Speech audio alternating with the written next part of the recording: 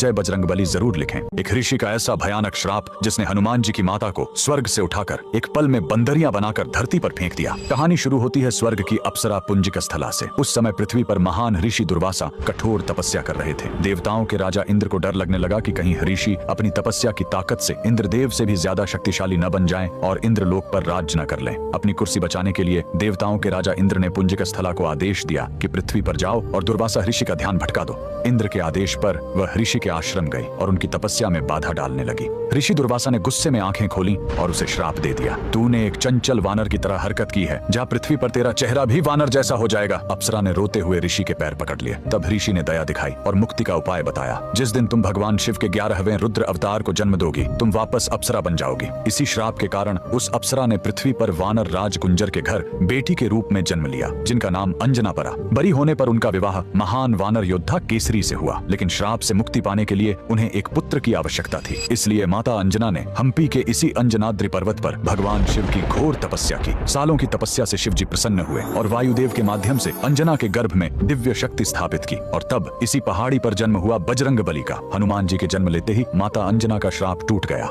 आज कर्नाटक के हम्पी में स्थित यह अंजनाद्रि पर्वत इस पूरी घटना के गवाह है। 575 सीढ़ियां चढ़कर आज भी भक्त उस पवित्र जन्म स्थान के दर्शन करने आते हैं। पवन पुत्र हनुमान के लिए कमेंट्स में जय बजरंगबली जरूर लिखें।